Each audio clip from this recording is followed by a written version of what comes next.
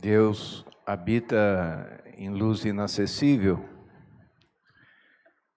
Ele está em outra dimensão. Nós, homens, vivemos numa dimensão tangível,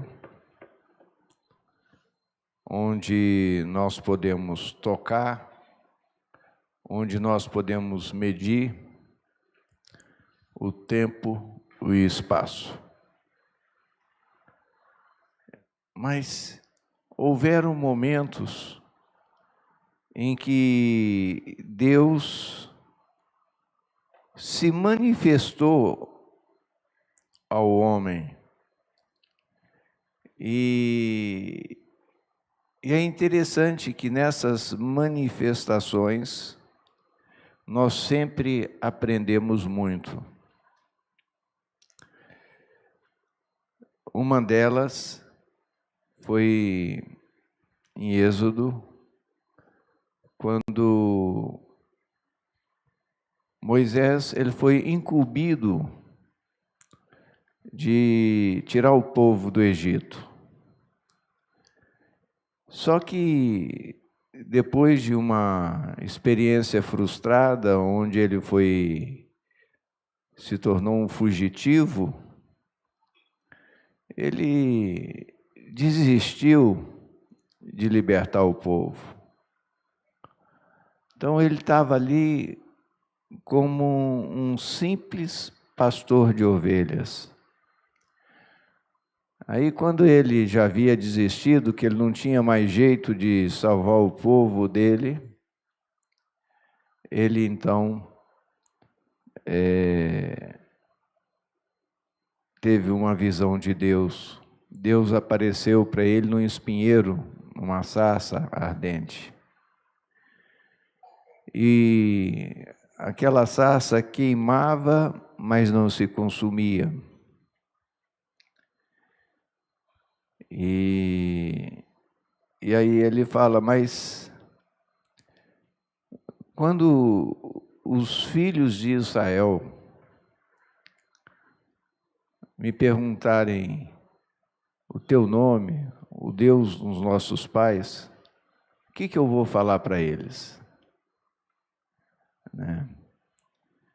Aí Moisés respondeu,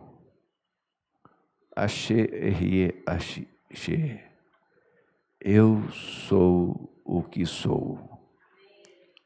Ou simplesmente, eu sou o que sou, me enviou a vós outros. Irmãos, isso diz muito. Deus é o que é. Serei o que serei. Senhor Jesus, com esse contexto, irmão, vamos ler Evangelho de João.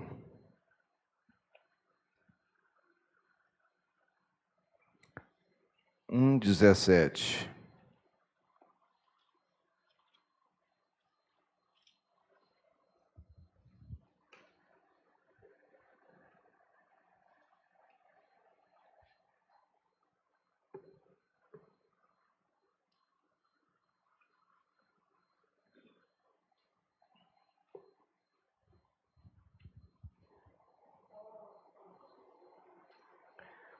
Eu peço para que o irmão leia bem alto. 1:17. Porque a lei foi dada por intermédio de Moisés, a graça e a verdade vieram por meio de Jesus Cristo. Porque a lei foi dada por intermédio de Moisés. A graça e a verdade vieram por meio de Jesus Cristo. Moisés, ele tem um papel fundamental no plano da salvação de Deus. Ele escreveu os 5 primeiros livros da Bíblia Ele foi aquela peça fundamental que Deus usou para libertar o seu povo do Egito, para fazer tantas maravilhas. Na sua morte, o seu corpo foi preservado milagrosamente.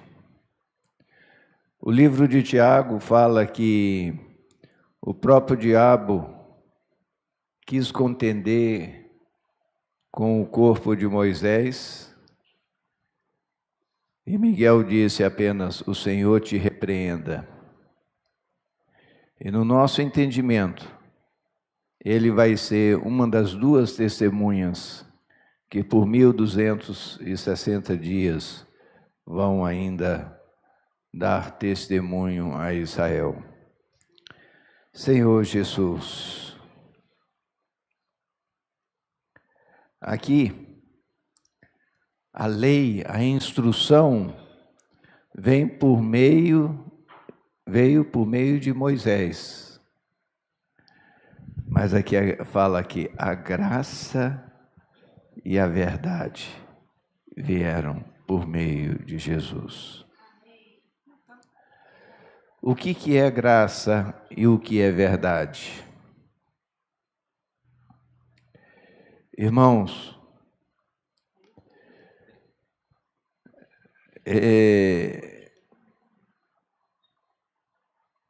isso é maravilhoso. Nós vamos ler vários textos e para a gente entrar nesse desfrute. Vamos agora para 1 João, lá perto de Apocalipse.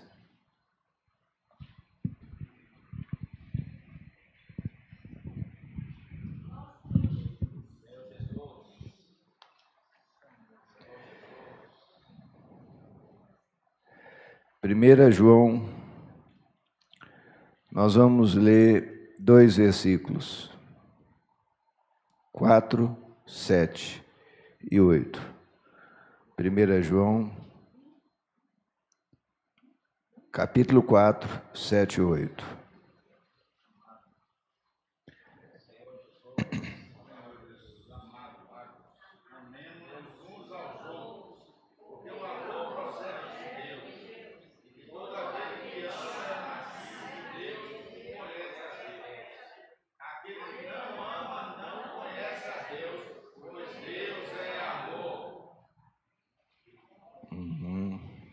Amados, amemo-nos uns aos outros, porque o amor procede de Deus. E todo aquele que é nascido de Deus e o conhece a Deus. Aquele que não ama não conhece a Deus, pois Deus é amor. Deus é amor. Aqui nós temos algo maravilhoso. Deus, que habita em uma outra dimensão, que é intangível. A Bíblia fala por várias vezes que Deus é amor. Só que nós não conseguimos tocar no amor de Deus. Mas o que João fala? Que Moisés trouxe a lei, a Torá, mas a graça e a verdade vieram por meio de Cristo. Então, é através de Cristo que nós tocamos no amor de Deus. Mas quando nós tocamos em quê? No amor de Deus.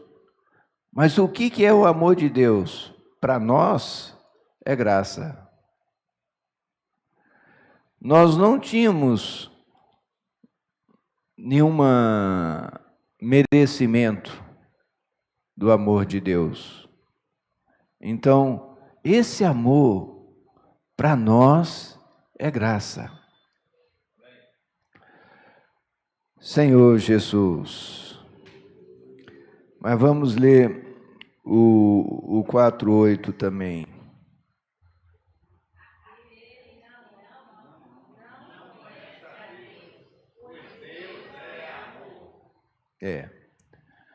Aí já vem, nós não estamos estudando teologia, nós aqui não estamos estudando sobre os grandes teólogos e as grandes teologias, os grandes mandamentos, é prático. Você tocou no amor de Deus? O amor de Deus para nós é graça. Agora, se você tocou nesse amor, aí vai ter uma consequência. Qual é essa consequência? O 8. Aquele que não ama, não conhece a Deus.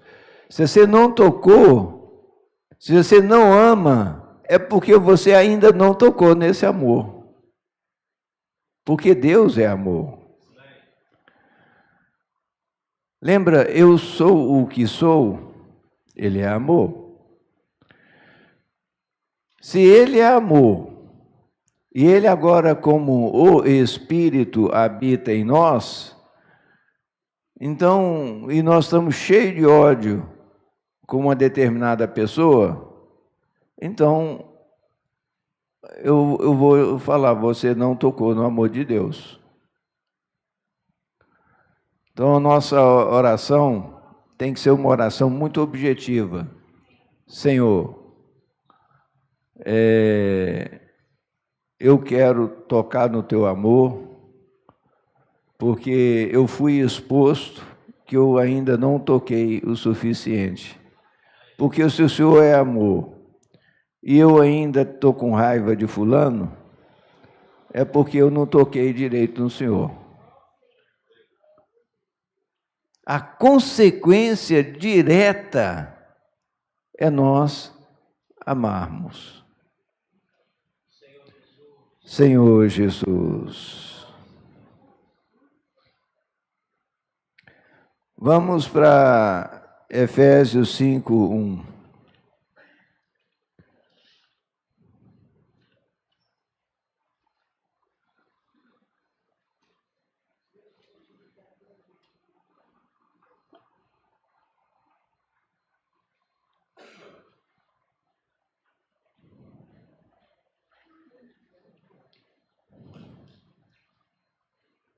Efésios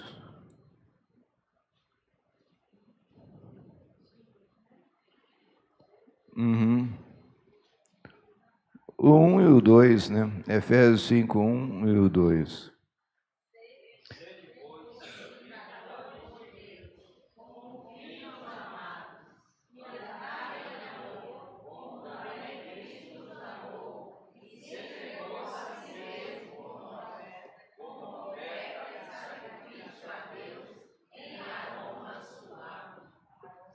Amém. Irmãos, isso aqui pode parecer uma simples imitação. Se você já foi num circo, você vai ver, às vezes, um macaquinho lá imitando uma pessoa. Eles vestem ele com uma roupinha, ele consegue andar de bicicleta. Se ele senta numa mesa, ele consegue partir um bife com garfo e faca. Mas saiu dali, o treinador der uma banana para ele, ele vai pegar com o pé mesmo, porque aquilo ali é apenas uma imitação. Aqui não é esse tipo de imitação. Aqui é um pai que dá um exemplo para o filho. Sede, pois, imitadores de Deus como filhos amados. Às vezes, alguns amigos velhos do meu pai chegam e falam, poxa, estou te vendo a mesma coisa, estou vendo o seu pai. Porque eu tenho uma aparência física dele e até mesmo alguns hábitos a gente herda. Aqui, se Deus é amor, andai em amor. Como também Cristo nos amou e assim entregou a si mesmo por nós, como oferta e sacrifício a Deus em seu aroma suave. Aleluia. Esse aroma suave entregue aqui, já a gente está tocando na graça de Deus. Por isso que lá em João fala, Moisés trouxe a Torá, a lei, mas Jesus trouxe a graça e a verdade. Aleluia pela graça. Nós tocamos na graça. Mas é impossível trocar na graça e não ser contagiado pelo amor. É impossível você tocar na graça de Deus e ainda viver uma vida de amargura. Isso é tão importante, é tão importante. Eu já vi irmãos preciosíssimos, eles arruinarem espiritualmente, porque em algum momento na vida deles, eles pararam de perdoar alguém. O próprio Senhor Jesus, quando Ele nos ensinou a orar, Ele nos ensinou, perdoa-nos as nossas dívidas, assim como perdoamos aos nossos devedores. Irmão, isso é fundamental. E sem amor, não dá para se perdoar. Então, você está precisando de amor? Não, você está precisando do eu sou. Porque se você toca no eu sou, você vai estar tocando no amor de Deus. Aí vai surgir um amor que você nem podia imaginar que existia. Porque esse amor não é seu, é o amor de Deus. Amém?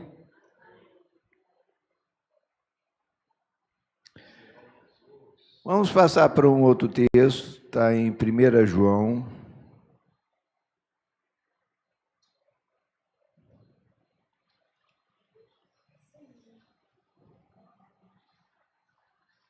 Senhor Jesus.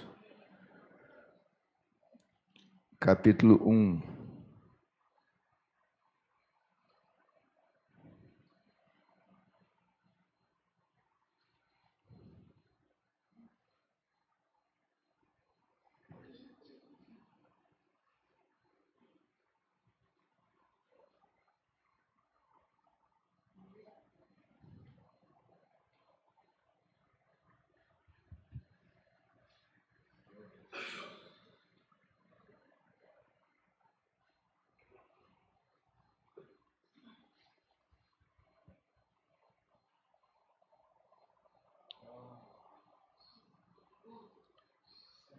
Eu peço aos irmãos que leiam do 5 ao 9.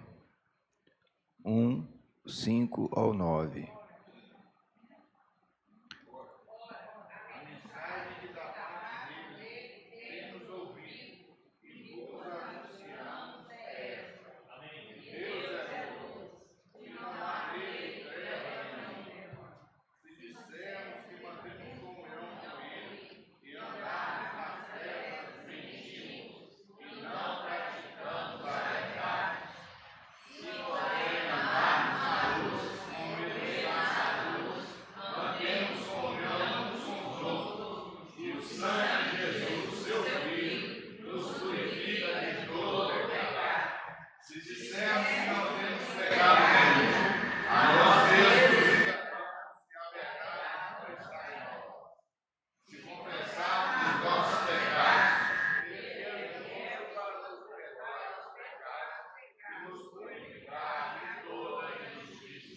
Até aqui.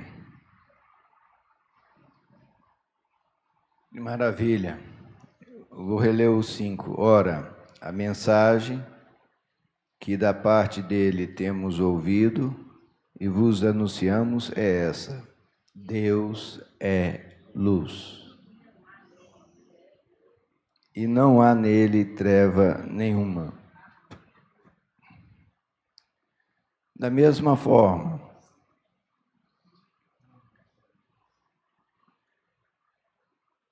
Deus, quando você não pode vê-lo na sua natureza carnal, o que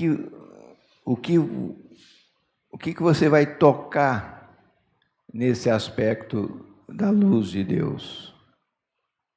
É a verdade. O Senhor Jesus, ele falou que ele é o caminho, a verdade e a vida, né? Ele é luz, mas a luz é ainda inacessível a nós. Nós somos atraídos por essa luz. Não sei se os irmãos separaram quanto cupim que teve ontem à noite. Esses insetos, eles são atraídos pela luz. Nós todos somos atraídos pela luz. Mas quando a luz vem, é para expor a nossa realidade. Então, olha só. Ora, a mensagem que da parte dele temos ouvido e vos anunciamos é esta: Deus é luz e não há nele treva nenhuma. Se dissermos que mantemos comunhão com ele e andamos nas trevas, mentimos e não praticamos a verdade. Se, porém, andarmos na luz como ele está na luz, mantemos comunhão uns com os outros, e o sangue de Jesus, seu Filho, nos purifica de todo pecado. Se dissermos que não temos pecado nenhum, a nós mesmos nos enganamos e a verdade não está em nós. Se confessarmos os nossos pecados, ele é fiel e justo para nos perdoar os pecados e nos purificar de toda injustiça. Então a luz vem para expor a minha injustiça. Quando a luz chega até mim, os meus pecados são expostos.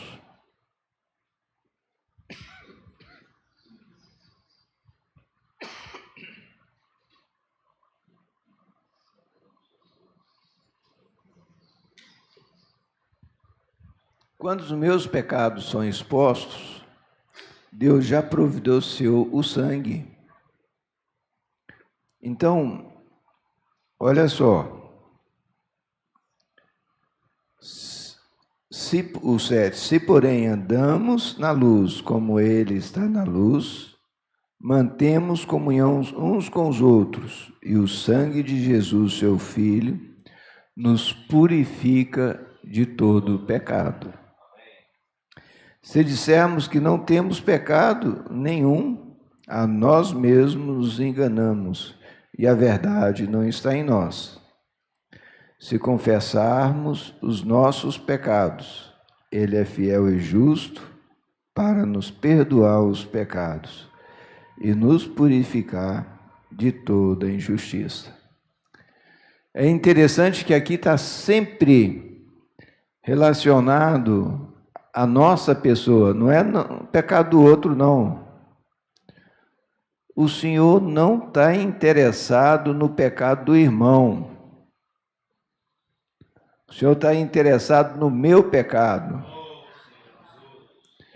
O pecado do irmão é o Senhor que vai ter que trazer luz para ele.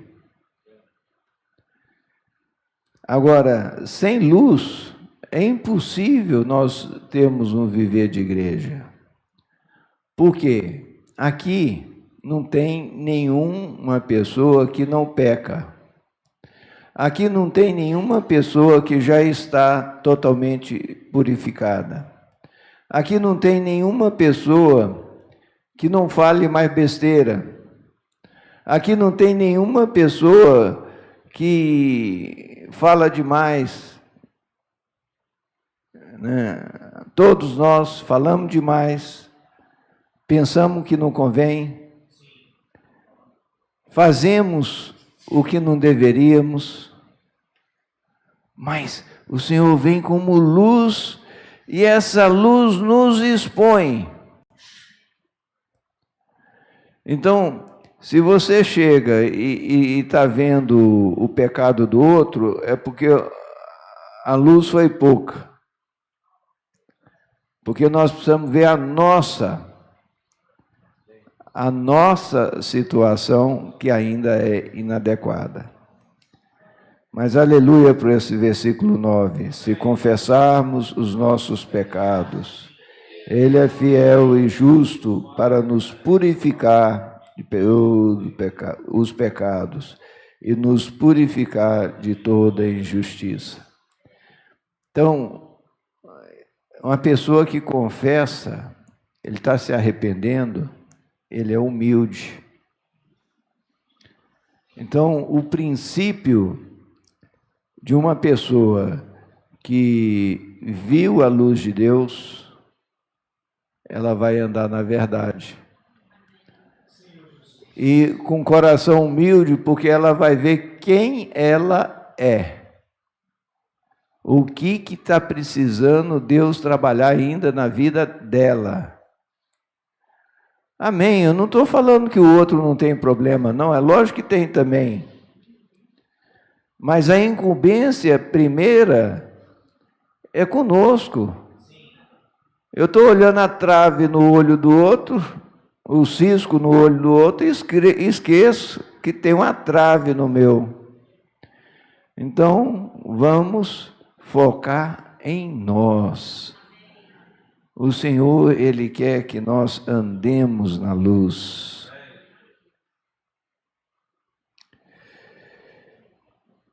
Vamos para 1 João, vamos virar a página. O 2, 7 e 11. 2, 7 a 11. Novamente eu peço para os irmãos lerem para mim, para poupar minha voz.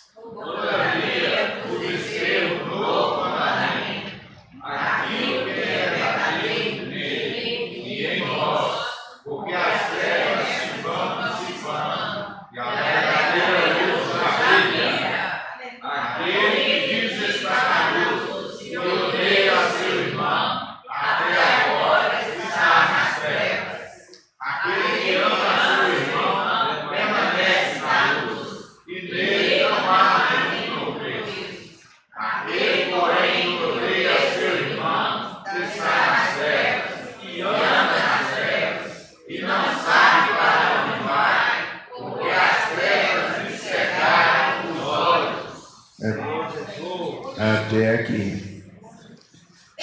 É uma prova, irmão. Porque aqui está dizendo claramente: amados, não vos escrevo mandamento novo, ou seja, Não é novidade, não. Senão um mandamento antigo, desde o princípio tiveste. Esse mandamento antigo é a palavra que ouviste. Todavia vos escrevo novo mandamento. Aquilo que é verdadeiro nele e em vós, porque as trevas se vão dissipando e a verdadeira luz já brilha. Olha só, 9. Aquele que diz estar na luz e odeia seu irmão, até agora está nas trevas. Então, é o que eu falei. Os apóstolos não estão querendo ensinar uma doutrina sobre a luz de Deus, sobre o amor de Deus. Eles estão querendo trazer para nós uma realidade. Ó, você tocou, você viu a luz de Deus, né? Você viu o amor de Deus. Então confere na sua vida. Vamos conferir. Olha o 9. Aquele que diz que está na luz e odeia seu irmão, até agora está nas trevas. Então, que nós possamos nos arrepender. 10. Aquele que ama a seu irmão permanece na luz, e nele não há nenhum tropeço.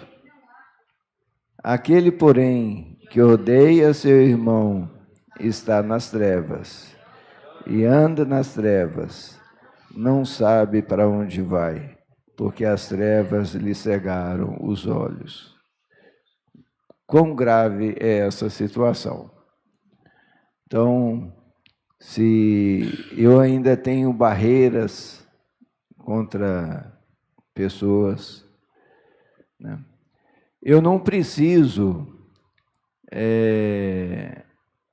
ficar de papo com uma determinada pessoa a vida toda.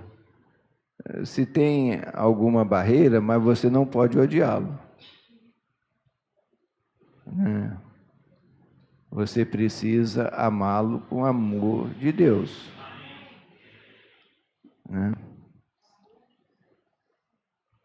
E por último, Efésios 5:8. Vamos voltar para Efésios.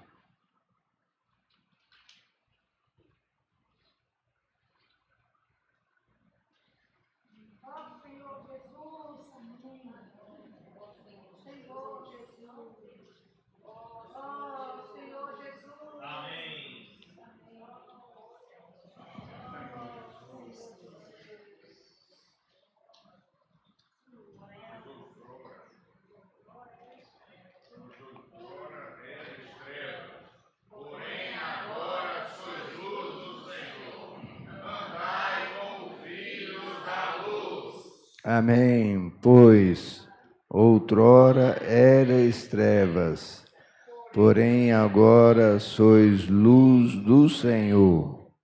Andai como filhos da luz. Amém. Sois luz no Senhor. Andai como filhos da luz. E o 9 fala, porque o fruto da luz consiste em toda bondade, justiça e verdade. Quando estamos na luz, nós vamos ter frutos de bondade, justiça e verdade. Amém? Aleluia. Eu preparei essa palavra com muito temor, porque eu estava tossindo demais e tomando água quente aqui. e usando própolis para não forçar tanto a garganta. Espero que nesse breve resumo eu possa ter transmitido o sentimento. E agora em grupos menores, os irmãos vão poder desenvolver mais o seu sentimento para que a gente